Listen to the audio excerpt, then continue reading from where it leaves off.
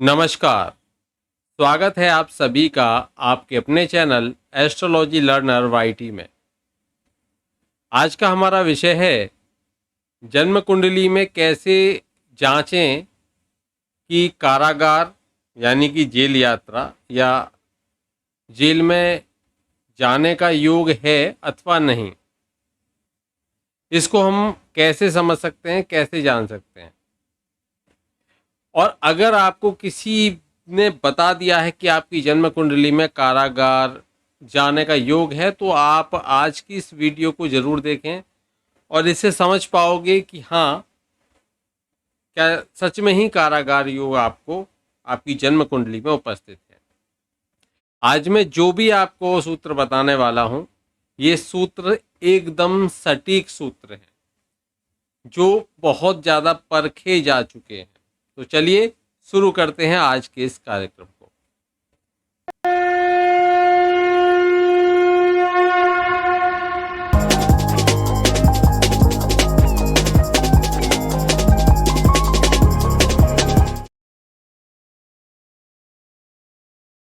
देखिए, कारागार योग कब बनता है, कैसे बनता है, इसको समझेंगे। लेकिन जिनके ऊपर भी केसेस चल रहे हों, वो एक बार जिनको भी लगता हो कि उनके कहीं ऐसा कोई योग तो नहीं बना हुआ, जेल जा सकते हैं, नहीं जा सकते, तो एक बार अपनी जन्म कुंडली का विश्लेषण अवश्य करा लें और स्वयं से ये चेक कर लें कि कहीं आपकी जन्म कुंडली में क्या ऐसा योग की उपस्थिति है अथवा नहीं। तो देखिए, सबसे पहले आपको मैं बता देता हूँ, यह सामने आपके ये एक चार्ट है जिसमें ये पहला घर कहा जाता है, पहला घर, ये दूसरा, तीसरा, चौथा, पांचवा, छठा, सातवां, आठवां, नौवां, दसवां, ग्यारहवां, बारहवां। मैं इनको ऐसे ही लिख देता हूँ, 1 2 3 4 5 6 7 8 9 10 11 और 12। देखिए, तो मेष लग्न की कुंडली हमने बना ली समझाने के लिए। अब यहाँ पर आपको मैं बताता हूँ कि यहाँ पर ये जो भाव है, भाव के हिसाब चलेंगे, तीसरा भाव है, ये तीसरा भाव है और ये दूसरा भाव है। ध्यान से समझिए, अगर यहाँ पर दूसरे भाव में 1 हो, 2 हो या 3 हो, इतने ग्रह बैठे हों, अगर एक यहाँ बैठा हो दूसरे भाव में तो एक ही बार में भाव में हो, 2 अगर बैठे हों दूसरे भाव में तो 2 ही बैठे हों आपके 12वें भाव में, अगर 3 ग्रह बैठे हों तो 3 ही 12वें भाव में अगर ये ग्रह बैठे होंगे, जैसे दूसरे भाव और हम 12वें भाव की बात कर रहे हैं, तो दोनों में समान रूप से ग्रह बैठे हों, तो यह स्थिति यदि बनती है तो ये जेल जाने की स्थिति है। यह योग कारागार योग बन रहा है। पहला समझ लीजिए, अच्छे से समझ लीजिए। दूसरे घर में जितने ग्रह बैठे हुए हैं, यदि उतने ही ग्रह आपके 12वें घर में बैठे हुए हैं, आपकी लग्न से दूसरे घर में जितने ग्रह बैठे हुए हैं उतने ही आपकी लग्न से 12वें घर में जितने ग्रह बैठे हुए हैं, मतलब समान रूप से ग्रह हों संख्या में। अगर दूसरे घर में एक ग्रह बैठा हुआ है तो 12वें घर में भी एक होना चाहिए। दूसरे घर में अगर 2 हैं तो 12वें घर में भी 2 हों। दूसरे घर में अगर 3 है तो 12वें घर में भी 3 ग्रह हों। यदि यह स्थिति आपकी बनती है तो यह स्पष्ट है कि आपको कारागार जाने का दोष बना हुआ है, जेल यात्रा आपको लिखी हुई है। फिर आगे देखते हैं। अब यहां देखिए, इसी तरीके की स्थिति अगर हम देखें कि तीसरे भाव को देखें, अगर तीसरे भाव में भी एक ग्रह है तो 11वें भाव में भी एक ग्रह। अगर तीसरे भाव में दो ग्रह बैठे हुए हैं तो 11वें भाव में भी दो ग्रह बैठे हों, और अगर तीसरे भाव में तीन ग्रह बैठे हों तो 11वें भाव में भी तीन ग्रह बैठे हों। यहां पर अब इन यहां नहीं हो, अब तीसरे भाव को देखिए। तीसरे भाव में एक ग्रह बैठा है, 11वें में भी एक बैठा है। तीसरे भाव में दो बैठे हैं, 11वें में भी दो बैठे हैं। तीसरे भाव में तीन बैठे हैं, 11वें में भी तीन बैठे हैं, मतलब समान संख्या में। अगर हैं तो भी यह दोष बनेगा जेल जाने का। ये जेल जाने का योग आपकी जन्म कुंडली में बन रहा है, ये आप समझ जाइए। इसी तरीके से अब हम बात करेंगे कि यदि यहां तक आप समझ चुके हो अच्छे से और भावों को आप जानते हो, तो मैं इसको इरेज कर देता हूं पूरे को, ठीक है। अब ये आप अच्छे से समझ गए कि यहां पर यह स्थिति बने। अब चौथे भाव को देखो, चौथे भाव को, चौथा भाव कौन सा है? ये आपकी जन्म कुंडली का चौथा भाव है। अगर चौथे भाव में एक ग्रह बैठा है और एक ग्रह ही बैठा हुआ है 10वें भाव में, जेल जाने का योग है। दो यहाँ बैठे हुए हैं, दो ही ग्रह यहाँ बैठे हुए हैं। कहाँ पर? यहाँ पर 10वें भाव में। तीन ग्रह यहाँ बैठे हुए हैं और तीन ही ग्रह यहाँ पर बैठे हुए हैं। अगर यह स्थिति बन रही है, मतलब समान में चार है तो चार है। अगर यह स्थिति आपके बनी हुई है तो यह स्थिति बताएगी कि यह जेल जाने की स्थिति है। अच्छा, अब देखिए कारागार योग है ये। अब हम ऐसे ही देखें कि जो पंचम भाव से एक ग्रह बैठा है तो नवम भाव में भी एक ग्रह बैठा है। पंचम भाव में दो ग्रह बैठे हैं तो नवम भाव में भी दो ग्रह बैठे हैं। पंचम भाव में तीन ग्रह बैठे हैं तो नवम भाव में भी तीन ग्रह बैठे हुए हैं। अगर यह स्थिति है तो यह भी कारागार जाने का योग बन रहा है। इसमें हम एक बात विशेष रूप से समझ लें। मानकर चलिए जो ग्रह बैठे हुए हैं उनमें सारे ही ग्रह अशुभ हैं, अशुभ ग्रह बैठे हों, राहु, केतु, शनि, क्षीण चंद्रमा भी उसमें ले सकते हैं, सूर्य, मंगल, ये ग्रह अगर अशुभ ग्रह बैठे हुए हैं तो उस स्थिति में जेल जाने का एक स्ट्रॉन्ग योग होगा और आप जेल जाओगे किसी बड़े अपराध के चक्कर में। वो हत्या भी हो सकती है, कुछ भी हो सकता है। जितने क्रूर ग्रह और पापी ग्रह होंगे निश्चित जेल जैसी स्थिति बन जाती है। अगर वहीं पर शुभ ग्रह और पापी ग्रह या अशुभ ग्रह दोनों साथ में हों, दोनों में, तो यह स्थिति कही जाएगी कि कुछ दिनों के लिए या कुछ महीनों के लिए ही जेल योग बना है। लेकिन अगर शुभ ग्रह ही हो दोनों स्थितियों में, दोनों भावों में, तो उस स्थिति में हम ये कह सकते हैं कि अगर दोनों में शुभ ग्रह हैं तो ऐसे व्यक्ति को कोई रोग होगा। वहां कारागार नहीं है। अब देखिए, समझिए, जहां मैंने एक बताया कि जहां शुभ ग्रहों की संख्या अधिक हो जाए और पाप ग्रहों की संख्या कम हो जाए, लेकिन पापी ग्रह भी हो, तो वहां आपने सुना होगा नजरबंद जैसी स्थिति। सरकार ने उनको निगरानी में रखा हुआ है, कहीं बाहर जाने की अनुमति नहीं है, इस तरह की कंडीशन हुई पड़ी है। लेकिन बाकी अपने सब काम कर रहे हैं, अपने घर में ही है, अपने घर में ही कैद कर रखे हैं। तो वहां पर शुभ ग्रह अधिक हैं, पाप ग्रह कम है, लेकिन संख्या समान हो रही है। अब देखिए, जहां शुभ ग्रह बहुत अधिक हो या ये कहें कि दोनों स्थितियों में शुभ ग्रह बनते हों, तो उस स्थिति में वहां पर जेल योग नहीं होगा। वहां पर आपके को एक तरह से बंधन हो जाएगा। आपको वहां पर रोग होने की जो संभावना है वो बढ़ जाएंगी। आपको उस स्थिति में अस्वस्थता आ जाएगी, जिसकी वजह से आपके डॉक्टर आपको उठने, बैठने, चलने के लिए मना कर देंगे, आपको ज़्यादा बात करने के लिए मना कर देंगे, आपको खाने का परहेज कर देंगे, ये नहीं खाना, वो नहीं खाना। जीवन कैसा हो जाएगा? जीवन हो जाएगा एक तरह से कैदियों जैसा।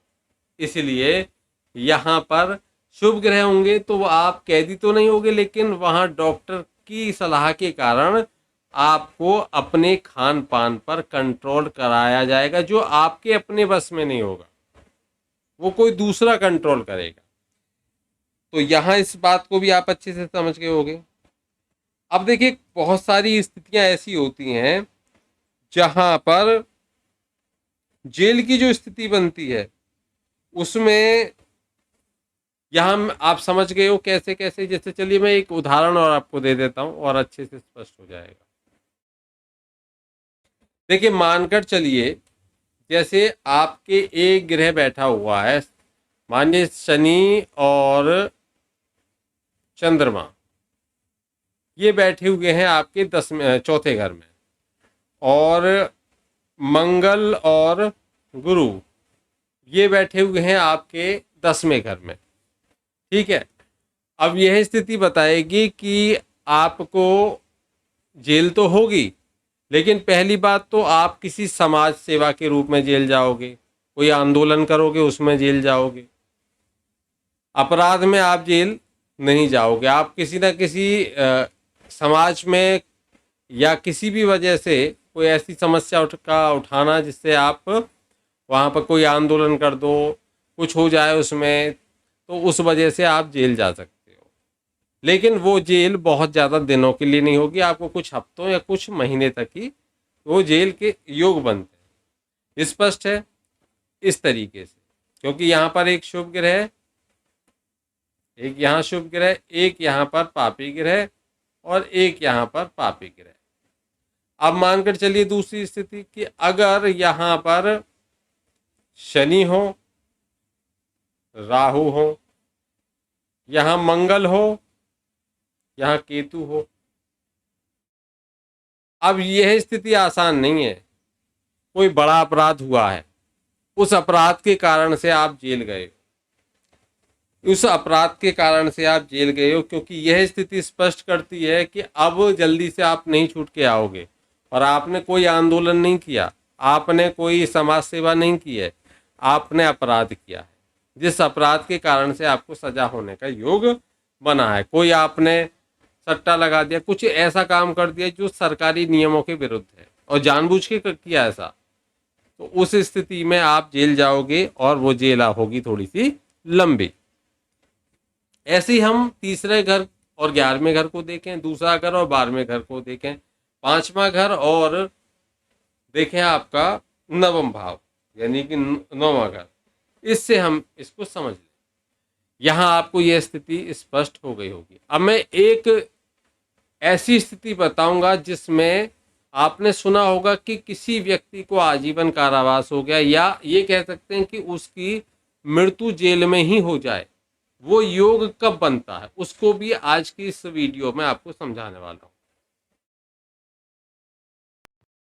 मैं जॉब या करूं अपना बिजनेस,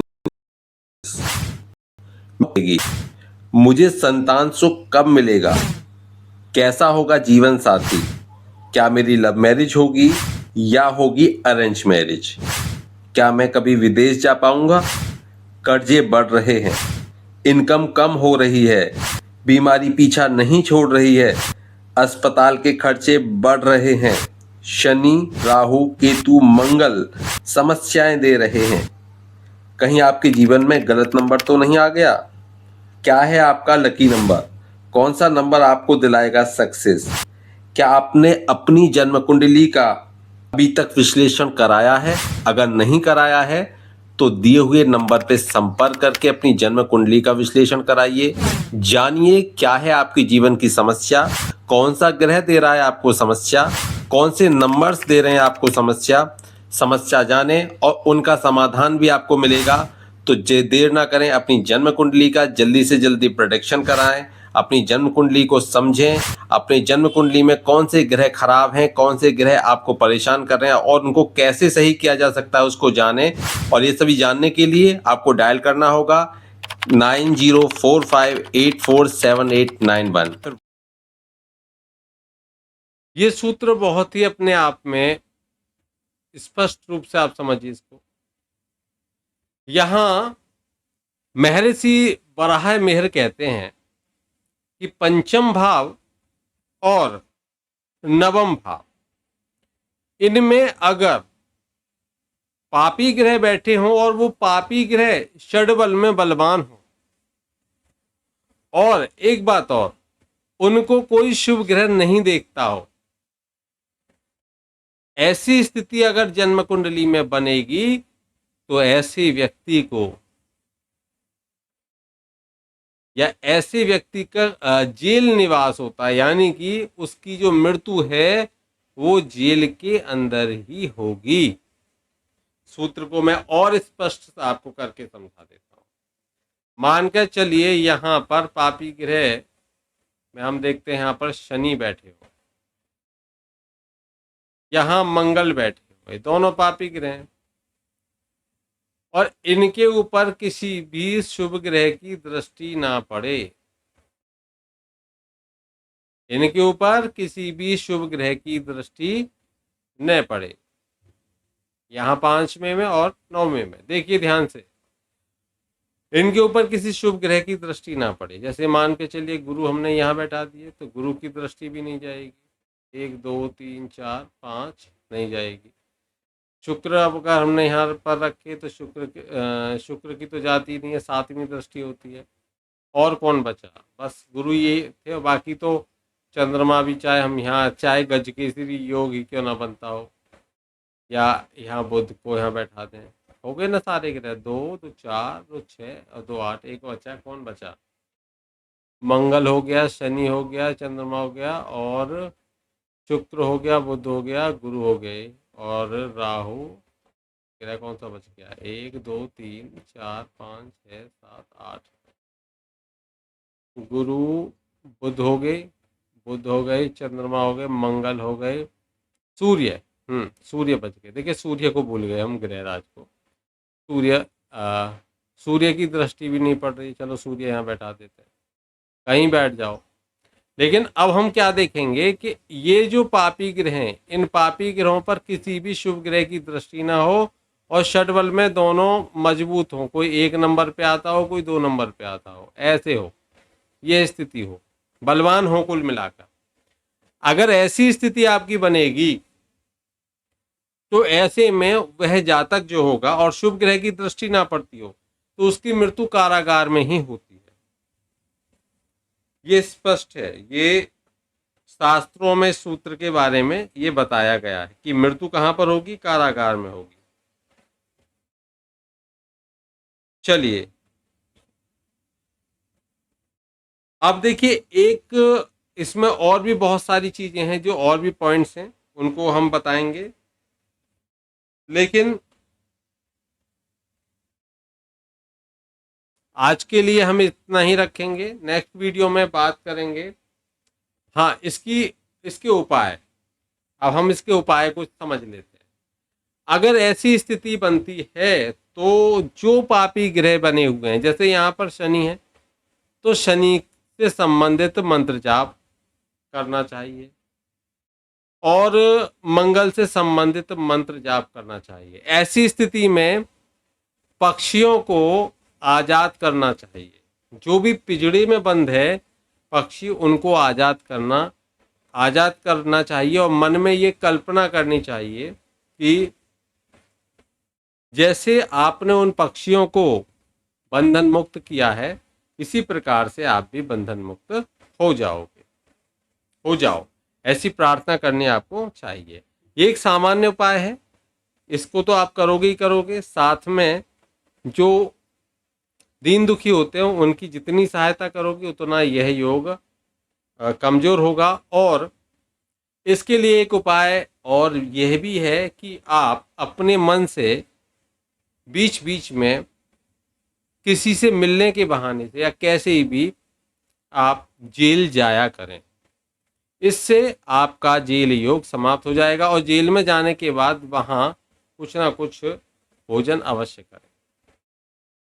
साथ ही साथ जो तंदूरी रोटियां होती हैं उनको बांटना चाहिए। इससे भी यह जो योग है इसका प्रभाव लगभग समाप्त हो जाता है। और अपने आप पर, स्वयं पर कंट्रोल करना भी बहुत आवश्यक है। किसी तरीके से आपको अपराध से दूर रहना है, बचना है, ये प्रयास आप करते रहिए। लेकिन जो फंस चुके हैं उनको ध्यान रखने चाहिए, उपाय अवश्य करने चाहिए। और इस मंत्र का यदि वे निरंतर जाप करें तो यह आपको जेल से होने वाली, जो जेल के जो योग हैं उनसे बचा सकता है। आप ये मंत्र जप सकते हो, ओम जयंती मंगला काली भद्रकाली कपालिनी दुर्गा क्षमा शिवा धात्री स्वाहा स्वधा नमो अस्तुते। इस मंत्र का आप जाप करोगे तो उससे आपको जो जेल की स्थिति बनने के जो योग बने हुए हैं उसमें आपकी शांति होगी। और संबंधित ग्रहों के हम उपाय करें। बाकी आप अपनी जन्म कुंडली का जब प्रेडिक्शन कराते हो तो उसमें प्रत्येक व्यक्ति की जन्म कुंडली के अलग अलग ग्रहों की स्थितियां बनती हैं, उनके आधार पर हम देख सकते हैं और उनके आधार पर ही उपाय अगर बताए जाएं तो वो ज़्यादा अच्छे से कार्य करते हैं। आज के लिए इतना ही, मिलते हैं फिर एक नए विषय के साथ। तब तक के लिए जय श्री कृष्णा, राधे राधे।